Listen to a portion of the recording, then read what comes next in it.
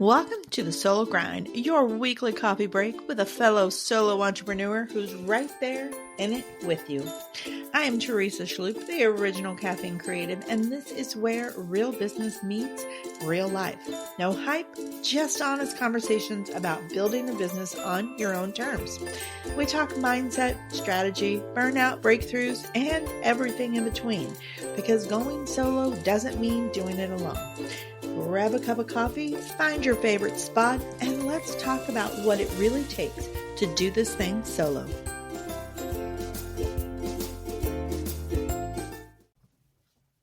All right, welcome back to the Solo Grind. I am so excited for today's episode because I have got a very special guest with me, and I'm excited to introduce her to you guys. So I'm going to introduce myself really quickly and then bring her in. I am Teresa Schloop, the original caffeine creative, and by day I do website design and branding essentials, and by fun I do podcasting. So I'm not sure is that the right way to say it, but that's what we're going to say today. And with me today is Emily Aborn, a copywriter, my go-to copywriter for my projects, and the podcast host of Small Business Casual Podcast. Welcome, Emily. I'm so excited to have you back on the show. Thank you. Thanks for having me. And delighted to be your go-to copywriter. We have a lot of fun collaborating. We do have a lot of fun collaborating. And so I'm so grateful to have you in my life.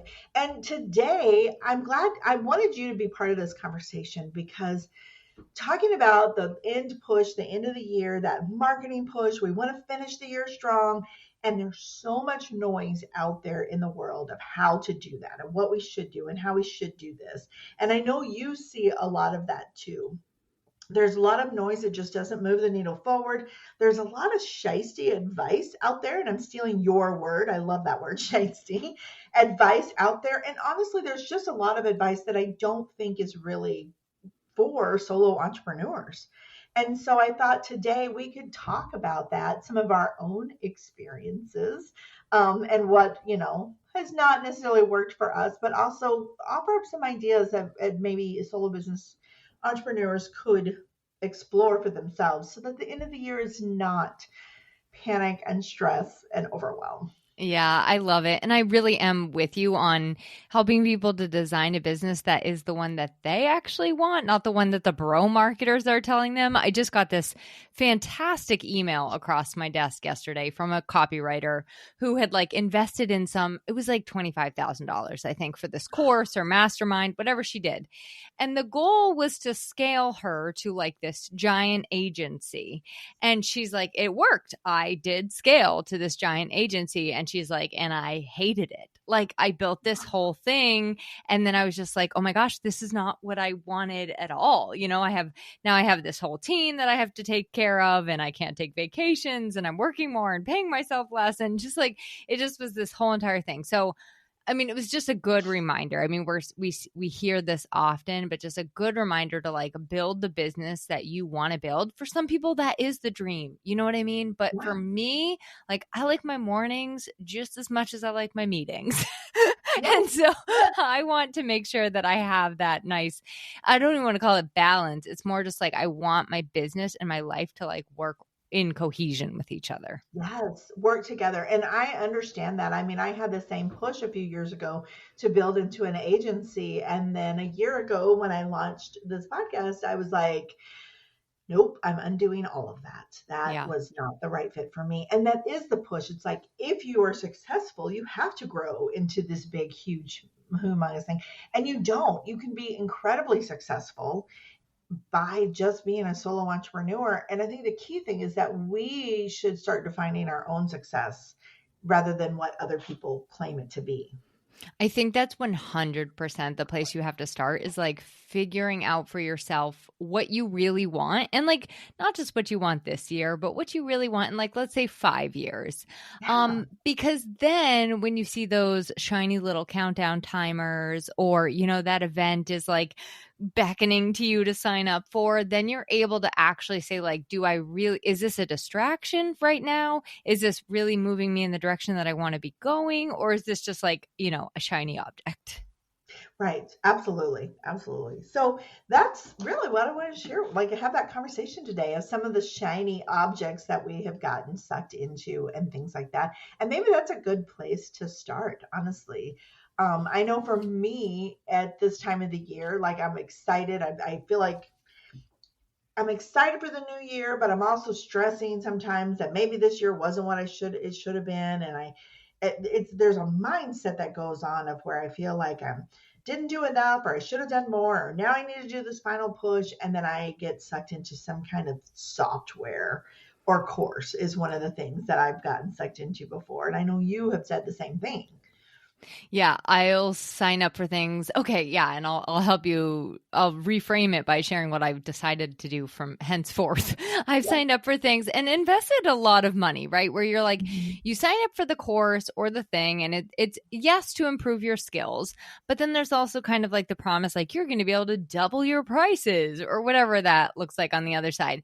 And so often I find in taking those things, one, it doesn't give you like a wild amount of new skills. It gives you like, oh, I had this skill and now I'm strengthening this skill a little bit or learning a new perspective about this thing, so it's Right. like it just kind of like takes you up a level Hmm. in a good scenario, right? Like that's like best case outcome. But also I haven't found from those things that I've been able to like double my prices unless I was to go all in on the direction that they said. So I'm going to give you a very tangible example. Like Okay. I took an SEO course, and the goal, I think, in taking the course was like, you will be able to double your prices because now you will have all of these skills. And while I do use a ton of those skills, I have not totally gone 100% as an SEO copywriter because I also really find it powerful and important to bring in the personality and the voice and like those are the projects that really light me up, not the people that are like, that want Hmm. Hmm. 100% SEO in every single sentence and every single page. Like, that's not super interesting to do. So, when you're looking at that, it's like, well, it was a great investment because it really did give me those skills, but it did Hmm. not translate into, for example, like increased revenue. It Hmm. did bring in new projects to my world and things like that. So it from now, or sorry, going forward, I did this with another course recently too. I was like, this was great, but I already had the skill and it did not like impact my pricing whatsoever. If Hmm. anything, it just kind of made me like get up in my head for a little while and like feel like Yep. I was an imposter and then go back to where I started. Yep. So, um, one thing I've started to do now because I don't want to write off courses and I don't want to write off workshops and things like that. I do think that they're important. But if I'm not able to look at something and say, I also just want the experience of it, like I also just want to do this Hmm. thing because it's an experience, then I will either say maybe it's a not for right now, or Hmm. it's a no. Because the truth is most of us are at a place where it's like the more skills you add, it's just kind of adding busy work to you, you know? It really is. Yeah. It really is. And I would frame too, from my perspective with these courses and things, what I've gone into them, the ones that are like have tons of detail, they want me to completely restructure how I operate my Yep. business Yep. in such a huge way. And it has in the past like had me second guessing, oh my God, am I doing this the right way? Should I be doing it the way they said? Or what should I be doing? And it's a lot of busy work that did nothing but put doubt into my mind. And so it wants me to restructure everything. So the way I guess I'm approaching things moving forward is, was I already thinking about expanding in that area? Like, did I already want to explore using your Mm. example of SEO? Because I kind of looked into maybe expanding SEO services once upon a time myself. Was I already looking into expanding? And if I was, then I may explore the offer a little bit more in depth. But if it wasn't even on my radar and it's just this, urgency, like, oh, you have to do this, then I'm with you. I'm like, not right now. Yeah. Or I'm going to table that. And when I come back to it, if I feel like I need to go in that direction, I'll come back to it. And I think that's coming back to it is a good one too. Like a lot of the things that we're looking at, there is that urgency on their website, right? Like they put that little countdown timer on there. There's Mhm. only 3 seats left, blah, blah, blah, blah. We've heard it all the time. Yeah. chances are pretty high it's going to happen again next year. It's going to happen Mhm. again in the spring, right? Like Podfest is a great example. I wanted to go to this podcasting festival last year, and I was like gonna do it last minute, like gonna buy, and flights are like sky high pricing at Right. that point. The tickets are up for the hotels. And I was like, no, like it's going to happen again next year. And I can make a more calm, rational decision then. And I did just actually in August, I planned a trip in January because now I'm like, I've been thinking about it for a year and a half, you know? Sure. Sure. Yeah. Yeah. Well, and that's just it. And I think that's part of it. What I want to put through with this episode is to silence the noise and think Mm-hmm. about, where are you really at in your business right now? Are you looking to grow? Maybe you're not looking to grow. Maybe you're looking to focus on profits. And Mm-hmm. I just did an episode a couple weeks ago with Megan Dolly where she said she's the virtual CFO, and she helps business owners get right with their money mindset and things like that, and with their numbers and their money.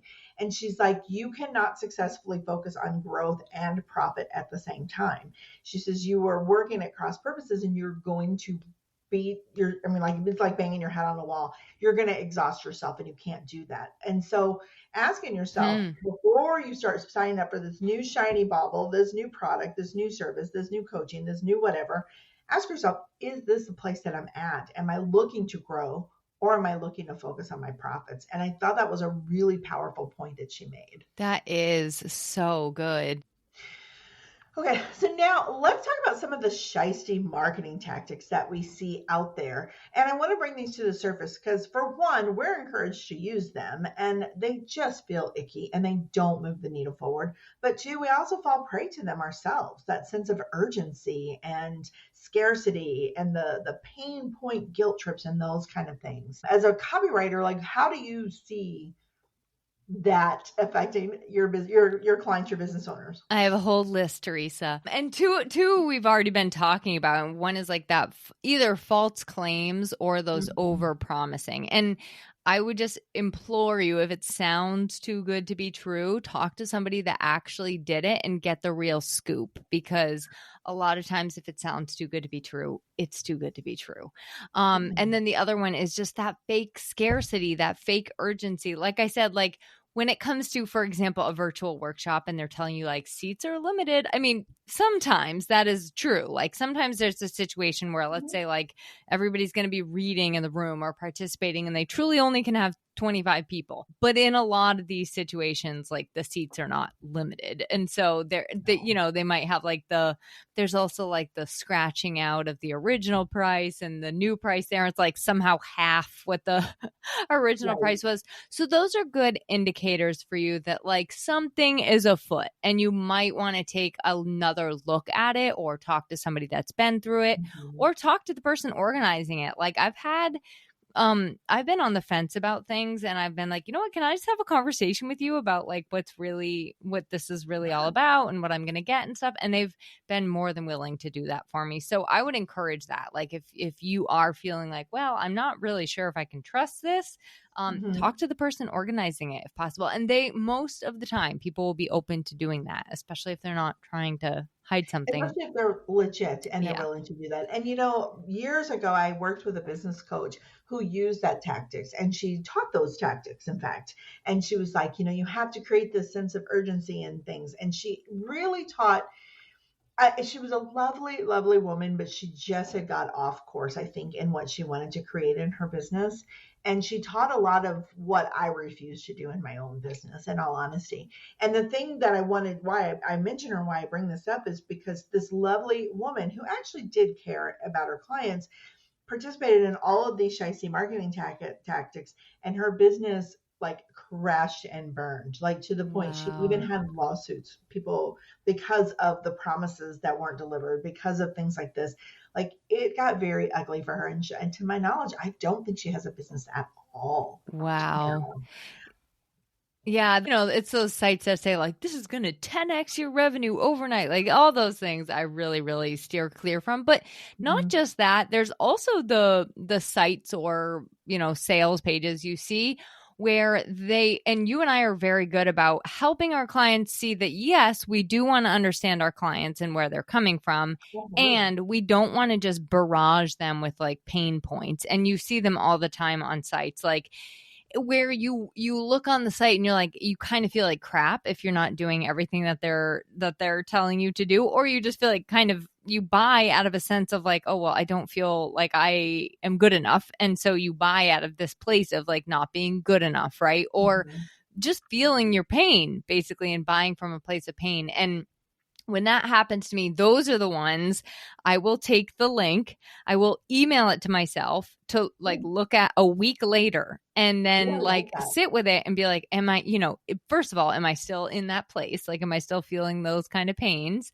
And Mhm. then secondly, I've given myself a little bit of time so that I'm not falling prey to just like what they want, which is like tap on the pain point and then you instantly buy.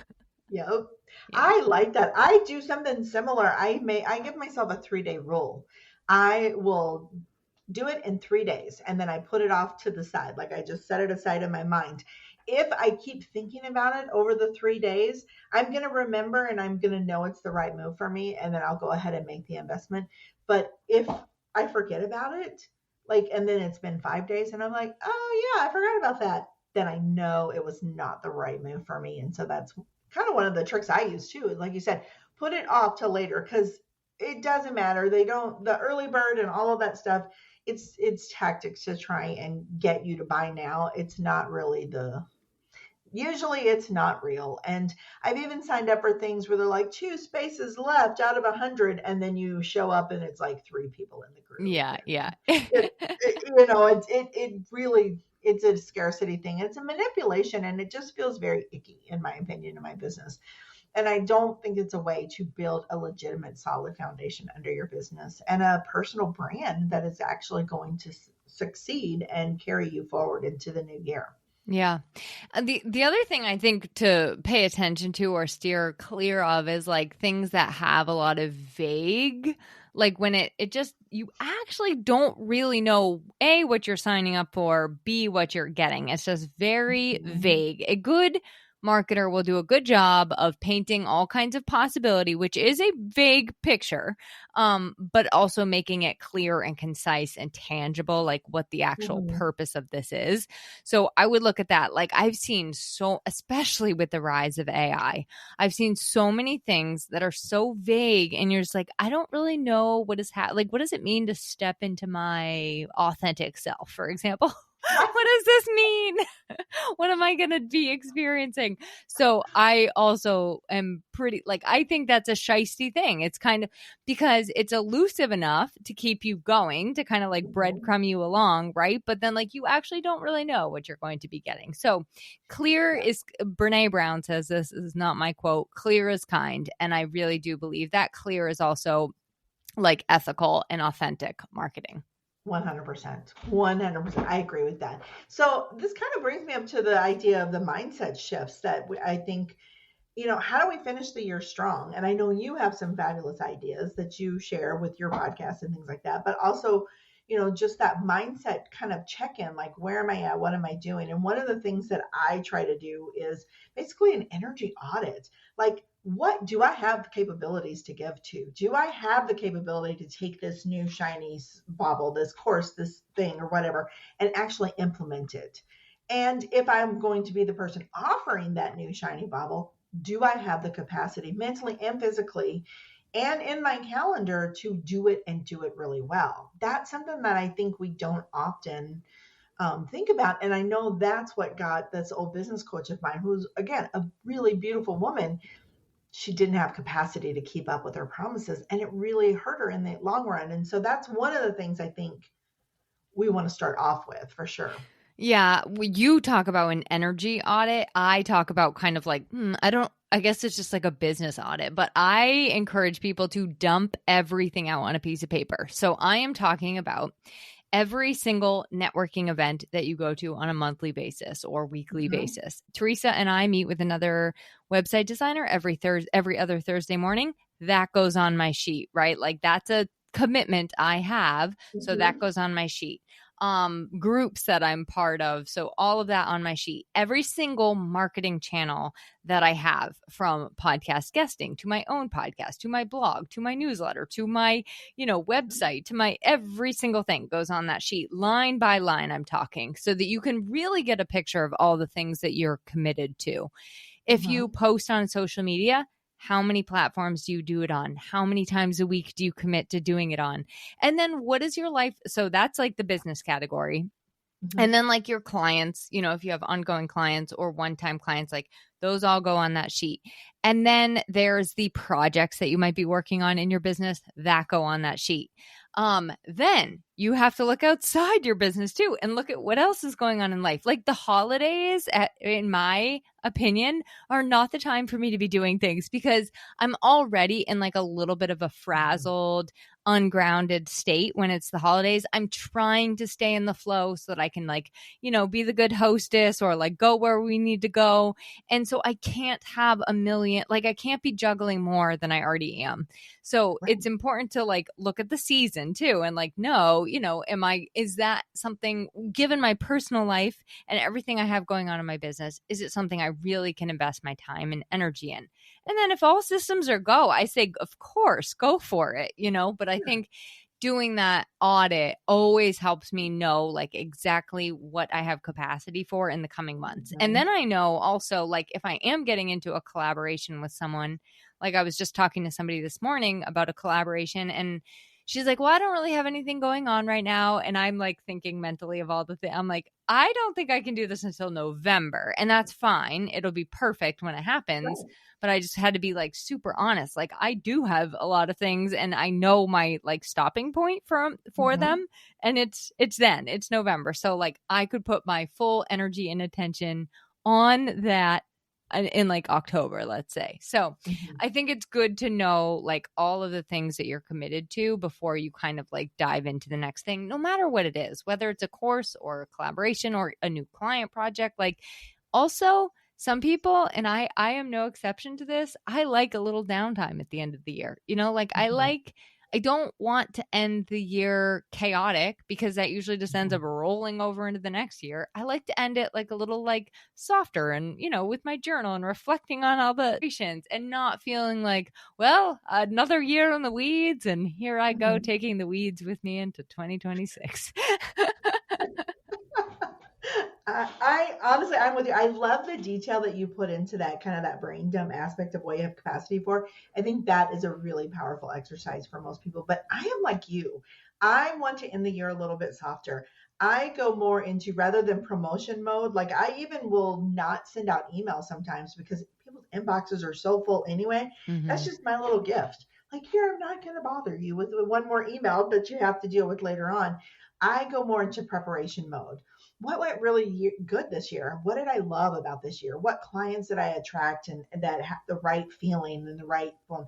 What clients did I attract that maybe weren't the right ones? And how did that happen? Like I want to go really reflective, journaling, digging in, thinking about what I want to create in the next year Same. and how can I prepare myself to start that off strong versus trying to push through with all of these, noisy tactics that are promoted and we're told and encouraged to do.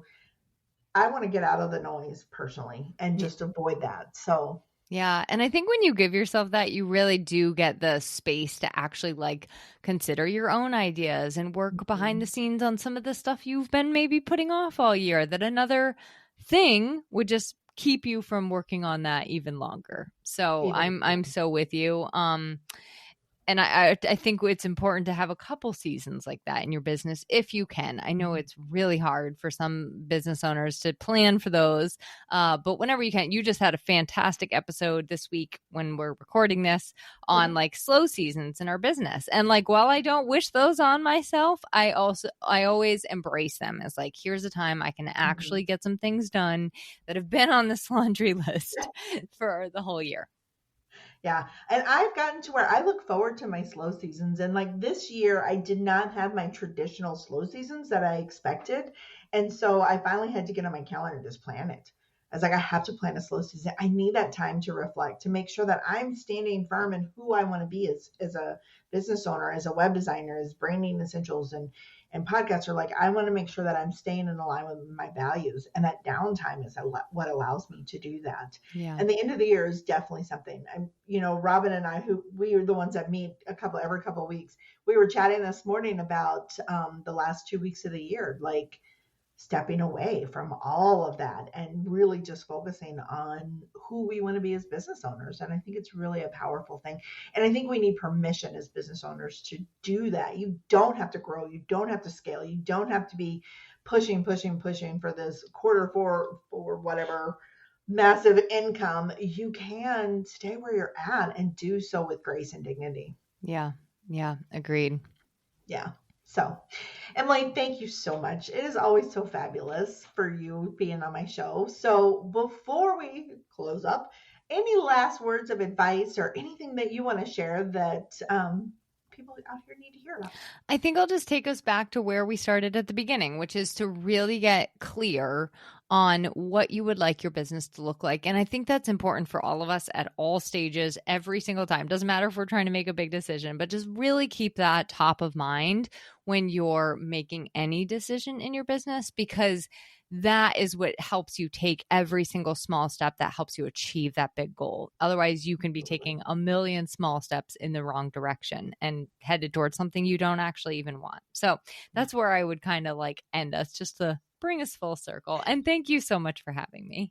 Yes, I think that is the perfect ending. So for those who want to connect with Emily directly, you can find her at emilyaborn.com, and I will make sure that her contact information is in the show notes and links to connect with her directly. I highly recommend her. As I said, she is my go-to copywriter, and we've done some really great collaborations, and it always is just amazing what you produce, Emily. So thank you again. Thank you. Thanks, Teresa.